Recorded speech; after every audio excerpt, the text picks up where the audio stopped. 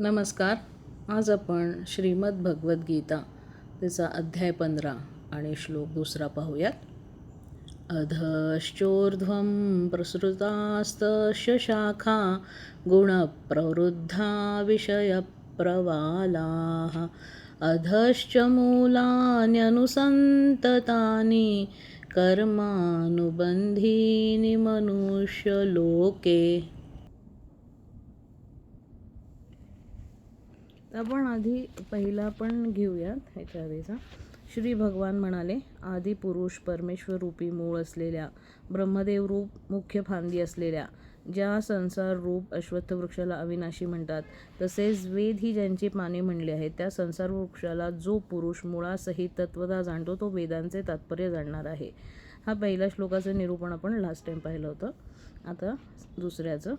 त्या संसार वृक्षाच्या तिन्ही गुणरूप पाण्याने वाढलेल्या, तसेच विषयभोगरूप अंकुराच्या, देव, मनुष्य आणि पशुपक्ष्यादी योनिरूप फांद्या खाली व वर सर्वत्र पसरलेल्या आहेत.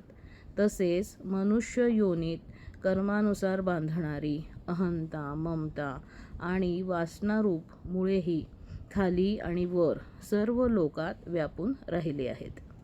आपण लास्ट टाइम पाहिलं होतं की असा हा एक वृक्ष आहे जो आपल्याला इतर वृक्ष आपल्याला जे दिसतात त्याच्या एक्झॅक्टली उलटा आहे. ह्याच्यामध्ये मुळं वरती आहेत आणि त्याच्या फांद्या आणि त्याचा विस्तार जो आहे तो खाली आहे. तर वरती मुळं जे आहे त्याला आपण आदिपुरुष जो आहे त्याच्यापासून संसाराची उत्पत्ती झाली.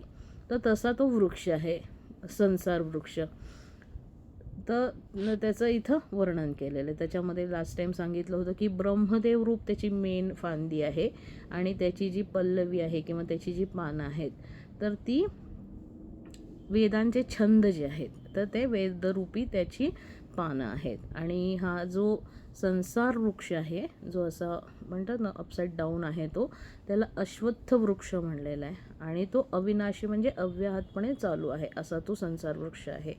आणि अशा संसार वृक्षाला जो मुळासहित जाणतो तर तो जो आहे तो वेदांचे तात्पर्य जाणणार आहे. म्हणजे वेद जे आहे त्यांच्यामध्ये काय काय सांगितलेलं आहे त्याचा अर्थ ज्याला कळला त्याला वेदवित असं म्हणतात. तर हे जे आहे या संसार वृक्षाला म्हणजेच काय अस्तित्व म्हणजे काय जीव, जगत आणि ईश्वर ह्याला जो जाणणार आहे तो वेदांचे तात्पर्य म्हणजे वेदांमध्ये जे प्रतिपादित केलेलं आहे ते हेज अंडरस्टूड दॅट त्याला ते कळलेलं आहे. अशा प्रकारे तो वेदवित असा मानला जातो.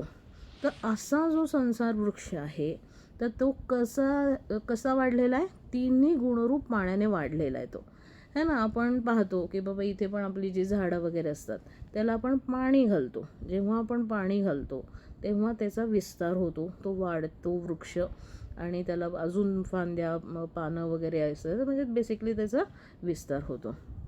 तर हा जो संसार वृक्ष आहे म्हणजेच हे जे भौतिक आपल्याला अस्तित्व दिसतं त्याच्यामध्ये व्यष्टीरूपाने आपण आणि आपलं जीवन पाहिलं आणि समष्टी म्हणलं म्हणजे पूर्ण अस्तित्वाचं पाहिलं तर हे सगळा जो आपल्याला व्यापक पसारा दिसतो, इतके सगळे जीव आणि इतक्या सगळ्या ब्रह्मांडामध्ये इतकं सगळं काय काय काय काय चालू आहे, व्यष्टी आणि समष्टी अशा रूपाने आपण पाहिलं तर हे कसं काय ह्याचा विस्तार झाला? तर 3 गुण जे आहेत आपल्याला माहिती आहे, सत्वगुण, रजोगुण आणि तमोगुण, ह्या 3 गुणांचं पाणी त्याला घातलं की मग तो संसार वृक्ष तो फोफावतो है ना. म्हणजे आपल्याही जीवनाचा विस्तार होतो आणि हे जे व्यष्टीरूप जे आहे त्याचाही विस्तार होतो, समष्टीरूप जे आहे ते जे अस्तित्व आहे त्याचाही विस्तार होतो. तर त्यांनी तो वाढलेला असा तो संसार वृक्ष आहे. तर आपल्याला माहिती आहे सत्वगुण, रजोगुण आणि तमोगुण ह्याची साधारण काय लक्षणं आहेत आपण रिसेंटलीच 14व्या अध्यायामध्ये पाहिली. तर त्याच्यामध्ये सत्वगुण जे आहे, सत्वगुण म्हणजे तेच की बाबा जो जप, ध्यान, तप, सात्विक त्याचं जगणं वागणं आहे, परोपकारी आहे, सदाचारी आहे, वेदांप्रमाणे धर्माप्रमाणे त्याचं आचरण असतं. तर असं जो आहे तो सात्विक असं जे आहे तर हा सात्विक गुण आहे. तर ते जसं आपण म्हणतो ना की तुम्ही जे घालाल ना, जसं जसं तुम्ही जे जे घालाल तसं तसं ते उगवतं आणि तसं वाढतं आणि फोफावतं.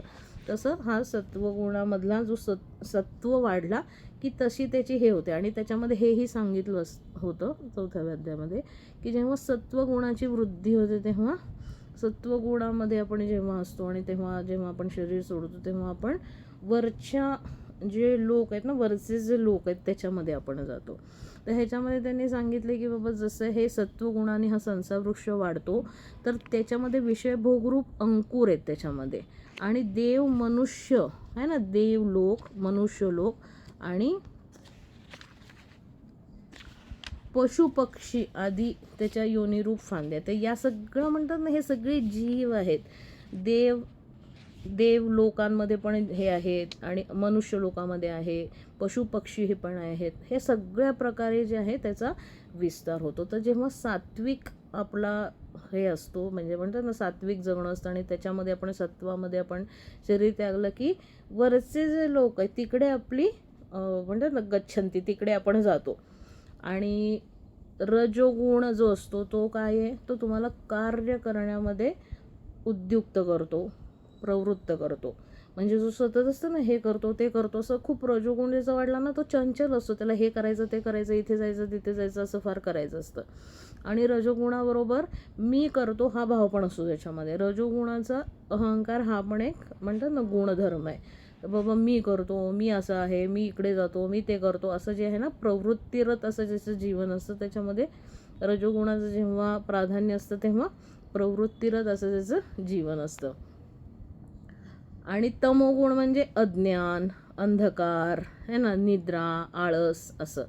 तर ते तशा प्रकारचं जेव्हा जीवन असतं तेव्हा खालच्या लोकांमध्ये त्याची हे होते की खालचे लोक म्हणा किंवा खालच्या योनी ज्या तुच्छ योनी आहेत, जसं इथं आता पशु पक्षी वृक्ष कीटक वगैरे जे असतात ना तशा प्रकारचे. तर एक तर वरचे जे लोक आहेत ते लोक आणि खालचे जे लोक आहेत ते लोक. आपल्याला माहिती आहे की बाबा 14 असं म्हणतात की बाबा 14 लोक आहेत, असं म्हणतात की 14 भुवन किंवा 14 लोक आहेत. एक तर हे आपलं भूलोक आहे. मग ते हे पाहे मी लिहूनच काढलेलं आहे. भुव, स्वर्ग, महलोक, जनलोक, तपलोक, सत्यलोक हे वरचे जे लोक आहेत ते आहेत. म्हणजे आपण चांगली कर्म केली, सात्विक कर्म केली, धर्माप्रमाणे आपण जीवन जगलो, धर्माचरण केलं तर हे वरच्या लोकांमध्ये आपला पुढचा प्रवास होतो. आणि आपण पापकर्म केली, अज्ञानी आणि तामसी जीवन जगलो, घाणेरडी कर्म केली तर खालची जे आहेत ना तर त्या लोकांमध्ये आपली हे होते, म्हणजे आपल्याला ढकललं जातं. तर त्याच्यामध्ये अतल, वितल, सुतल, तलातल, रसातल म्हणतो ना आपण, रसातळाला गेला वगैरे, तर तो एक प्रकारचा अधोगती आहे ती. या सगळ्या अधोगती आहेत. आणि मनुष्य लोक असं म्हणजे जो भूलोक आपण म्हणतो. तर अशा प्रकारे पूर्ण त्याचा विस्तार आहे. म्हणजे हा जो जीव आहे, सपोज आता मी आहे तर हा जीव आहे, तर ह्याची कुठे कुठे होऊ शकते, काय म्हणतात त्याला, गमनागमन ज्याला म्हणतात, ते कुठं कुठं जाऊ शकते मी, तर स्वर्ग लोकात जाऊ शकते, वरचे जे लोक आहेत तिकडे जाऊ शकते, किंवा खाली पण जाऊ शकते, किंवा परत पृथ्वी लोकातच येऊ शकते.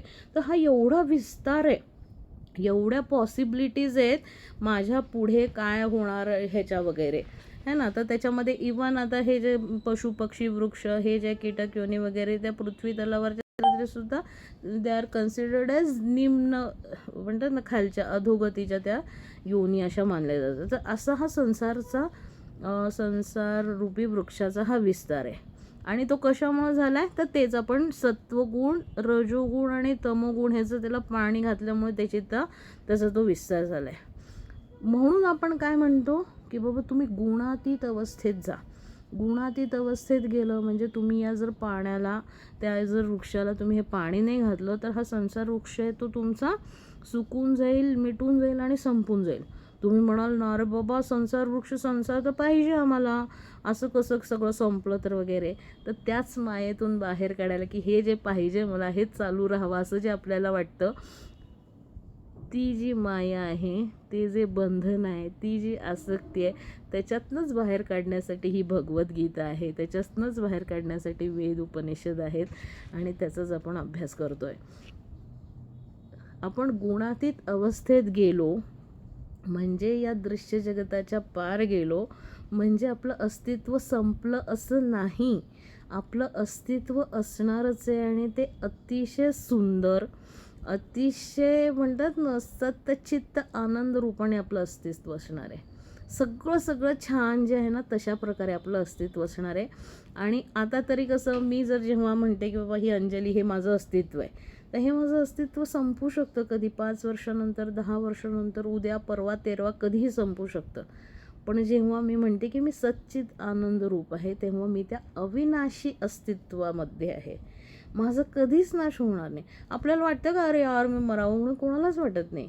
आपल्याला वाटतं की नाही नाही मी नेहमी जगावं आणि नेहमी असावं. म्हणूनच तर आपली धडपड असते ना सगळी. सगळं जे आपण करतो आपली ही धडपड त्याच्यासाठीच असते की माझं अस्तित्व कायम राहावं या त्या अशा तशा रूपाने.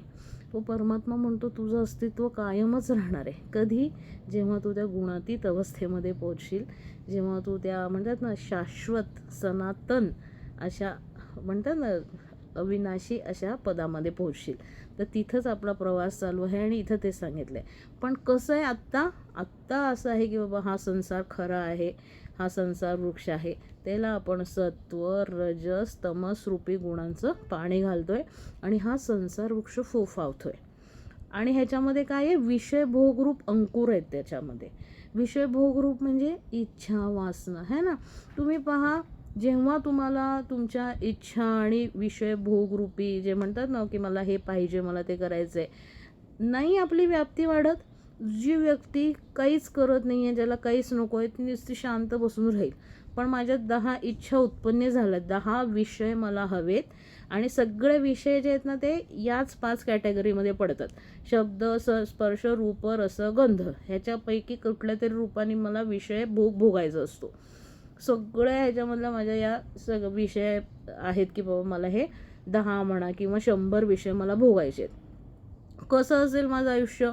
चला उठा, मग हे मला मिळवायसाठी ही धडपड करा, मग 4 लोकांना बघा, मग 4 लोकांना बोलवा, मग 4 लोकांकडून हे करून घ्या. असं करत माझं जो विस्तार आहे ना, माझं करणं, माझं इथे जाणं तिथे जाणं हे असं वाढत वाढत वाढत जातं. जेवढा जास्त तुमच्या इच्छा वासना तेवढं तुमचं म्हणतात ना करणं पण वाढतं, बनणं पण वाढतं. आणि मग आता की सपोज आता मला की बाबा मला प्रेम पाहिजे, मग तुला संसार आला, नवरा आला, मुलगा आला, असं सगळं म्हणतात ना. जेवढं जेवढं आपण म्हणतो की विषय भोगाच्या अंकुरांना जेवढं आपण ते सत्वरजस तमस रूपी पाणी घालतो तसं तो वाढत जातो, फोफावत जातो हा संसार वृक्ष. आणि मग ह्याच्यावरती काय आहे की बाबा आपल्या वासना क्षीण करणं, कमी करणं, ज्ञानानी ह्याचं या संसार वृक्षाचं स्वरूप जाणून ज्ञानानी म्हणतात ना हे आपलं विषय वासना जे आहे ते आपलं कमी करणं हे अपेक्षित आहे. पण आत्ता जर तुम्ही असं नुसतं या संसार वृक्षाकडे पाहिलं तर गुणरूपी त्याला पाणी घातलं गेलं आहे, विषय भोगरूपी त्याला अंकुर आहेत आणि देव मनुष्य आणि या सगळ्या पशुपक्षादी योनिरूप त्याच्या फांद्या आहेत आणि त्या खालीवर सर्वत्र पसरलेल्या आहेत. तसेच मनुष्य योनीत कर्मानुसार बांधणारी अहंता ममता है ना. तर मनुष्य योनी, मनुष्य लोक किंवा हे मनुष्य शरीर जे आहे त्याचमध्ये आपल्याला अहंता ममता वासना आणि हे जे आहे ना ह्याच्यामुळे आपली कर्म वाढतात. मनुष्य शरीर सोडून किंवा मनुष्य योनी सोडून बाकी सगळ्या योनी ज्या आहेत, भले मध्ये पशु पक्षीच्या असो, भले त्या देवाच्या असो, देवलोकातल्या असो, देवतांच्या असो, कुठल्याही योनी ज्या आहेत त्या भोग योनी आहेत. त्याच्यामध्ये काय आहे की बाबा हे 100 तुमचे कर्म आहेत, ते कर्म तुमचे 100 भोगून झाले, मग त्याच्यामध्ये चांगलं पण असू शकतं की छान 100 सुंदर कर्म आहेत, तुम्ही स्वर्गामध्ये गेले, मग ते 100 जे तुमचे कर्म आहे ते भोगले. म्हणजे काय, तुम्हाला छान छान तिथे सगळ्या गोष्टी भोगायला मिळाल्या, अमृत मिळालं, अप्सरांबरोबर फिरणं मिळालं, छान नद्या बिद्या पॅराडाईज हे ते सगळं सुंदर सुंदर तुम्ही अनुभवलं. तिथं तुम्ही नवीन कर्म करू शकत नाही. तिथं तुम्ही असं म्हणू शकत नाही की बाबा मी अजून इथे यज्ञ केलं, जप केला, तप केला आणि माझी शुभकर्म वाढवली किंवा पापकर्म केलं. तिथे तुम्ही जे काही केलं ना त्याचे ते तेवढं भोगायचं. त्याच्यानंतर परत गच्छन्ते पृथ्वी लोकावरती मनुष्य म्हणून. किंवा बाकीच्या सगळ्या ज्या योनी आहेत, पशु पक्षी वगैरे, हे व त्यांचं तेवढंच असतं, खाणं पिणं रिप्रोडक्शन वगैरे तेवढं ते करतात. त्यांना मन नसतं, त्यांच्यामध्ये अहंता हुंता नसते. अरे माझं बाळ, मग या बाळाला मी माझ्या बाळाला चांगलं करण्यासाठी मी इतरांना डावलून असं करेन, मग त्याच्यामध्ये पापकर्म झालं, किंवा माझ्या बाळाचं चांगलं हो म्हणून मी यज्ञ विज्ञ करीन, का त्याचे कर्म वाढवीन, मग पुण्यकर्म केलं मग त्याचं फळ, असं काही नाही. त्याच्यामध्ये बाकी सगळ्या प्राण्यांच्या ह्याच्यामध्ये त्या भोग योनी आहेत, की बाबा तुम्हाला एवढं भोग भोगायचं, व त्याच्यामध्ये चांगले खाणं पिणं आणि बाकी जे काय त्याच्यासोबत येतं ते, इथे लागलं तिथे लागलं, दुःख झाली वगैरे, है ना. प्राण्यांचं जीवन पण काही फार सोपं नसतं. त्यांना पण खायला मिळालं नाही मिळालं, निवारा मिळाला नाही मिळाला, काही इजा वगैरे झाली तर त्याच्यावरती ट्रीटमेंट मिळाली नाही मिळाली, काही सोपं नाही आहे ते. पण ते जे ते भोग योनी म्हणतात ती भोगली. आता माझं कावळ्याचं शरीर होतं, ते काय भोग भोगले. पुढची माझी जी चांगली योनी पुढची जी आहे ती मला मिळते, मग त्याच्या पुढची मिळते, असं. म्हणून असं म्हणतात की मनुष्य जन्म एकदा मिळाला ना की पटकन ज्ञान मिळवावं, आणि हे जे भगवद्गीतेचं ज्ञान आहे, वेद उपनिषदांचं ज्ञान आहे, ते मिळवावं आणि मुक्त व्हावं. कारण एकदा तुम्ही त्या मनुष्यजन्म गेला आणि तुम्ही त्या दुसऱ्या सर्कल किंवा सायकलमध्ये पडला, की बाबा 84 लाख योनी आहेत, त्या सगळ्यातनं जाऊन मग परत तुम्हाला मनुष्यजन्मात यावं लागतं. किंवा मग तुम्ही मनुष्यजन्मामध्ये एक थ्रेशहोल्ड असते, की बाबा तुम्ही पशु वगैरे बनणार नाही, अशी एक थ्रेशहोल्ड होते. तेवढी पुण्यकर्म केली की परत तुम्हाला म्हणतात there is mix of good and bad, म्हणजे पाप आणि पुण्य, त्याच्यामध्ये पुण्य थोडी जास्त आहे, तर तुम्हाला परत मनुष्य म्हणून जन्म मिळेल. मग परत दुसऱ्यांदा मिळाला ना तर मग लगेचच अजून छान मग ज्ञान मिळवायचं आणि मग पटकन मुक्त व्हायचं. नाही झालो मुक्त आणि आपल्या जर या म्हणतात ना तुच्छ इच्छा वासना असतील, तर आपल्याला परत मग त्या म्हणतात ना अधोगती, तुच्छ योनी जे आहेत, तिर्यक योनी जे आहेत, त्याच्यामध्ये मग आपल्याला पूर्ण मग ती सगळी म्हणतात ना सायकल कंप्लीट करून मग परत आपल्याला कधी नंबर लागेल तेव्हा मनुष्य जन्म मिळतो. आणि ह्याचं पण तसंच आहे. स्वर्गामध्ये तुम्हाला जायला मिळालं, गोलोक विष्णू लोकामध्ये पण तुम्हाला जायला मिळालं, तर तुमची पुण्य आहेत तोपर्यंत तुम्हाला राहू देतं. जसं तुम्हाला एका हॉटेलमध्ये राहायचं आहे, तुमच्याकडं जोपर्यंत पैसे आहेत, जोपर्यंत तुम्ही पैसे देता त्यांना, तोपर्यंत तुम्हाला तिथे राहता येतं. एकदा तुमचे पैसे संपले, ते म्हणतात चला आता निघा इथून बाहेर. तसं आपले पुण्य जे आहेत तोपर्यंत आपल्याला स्वर्गादी जे उन्नत लोक आहेत, वरचे लोक, तिथं आपल्याला राहू देतात. मग एकदा ते झालं की परत मनुष्य म्हणून आपल्याला यायला लागतं. कधी कधी डायरेक्ट स्वर्गातून डायरेक्ट नरकात पण आपल्याला पाठवलं जातं, डिपेंडिंग ऑन अवर कर्माज.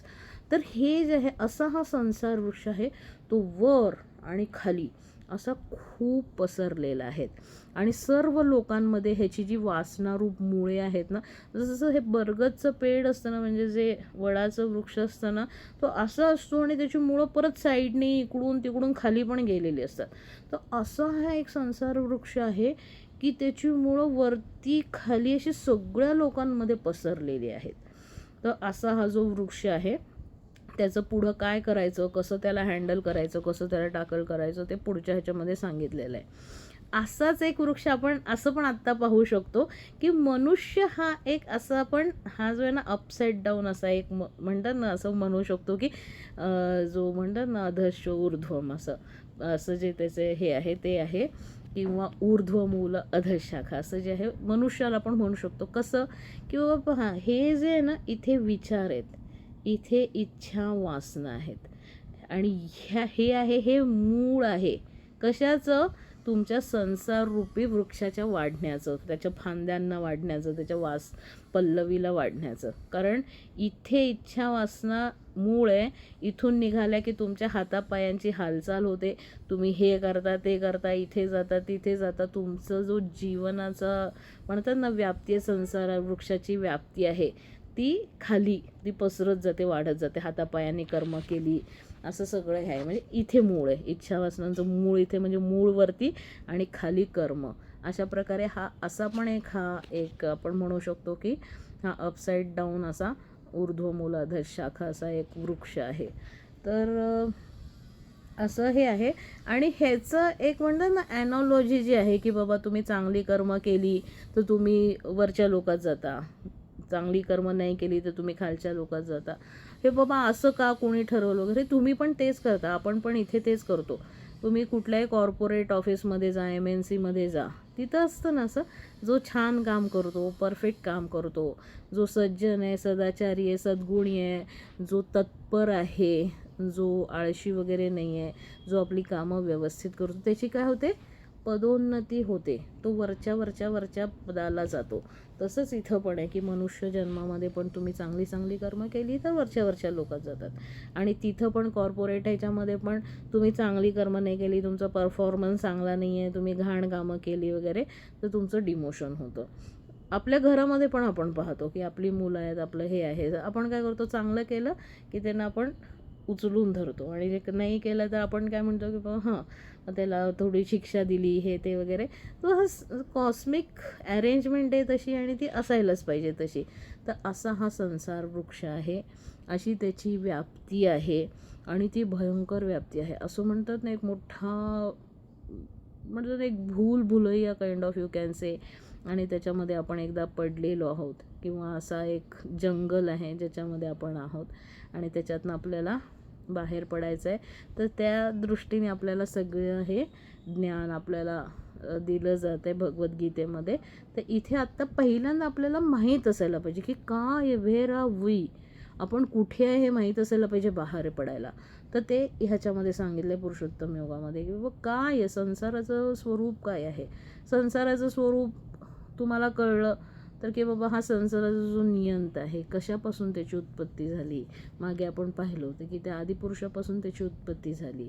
तर ते हे जे आपल्याला जेव्हा कळतं सगळं काय ना, नॉलेज इज द म्हणतात ना की सगळ्या आपल्या लाईफमधल्या प्रॉब्लेम्सवरती सॉल्युशन, किंवा हे जे आहे ना चाबी, ती नॉलेज आहे. आणि ते नॉलेज आहे हे भगवद्गीतेच्या 15व्या अध्यायामध्ये आत्ता एवढं स्पेसिफिक त्यांनी हे सांगितलेलं आहे. एवढं आपण आत्ता त्याचा अभ्यास केला.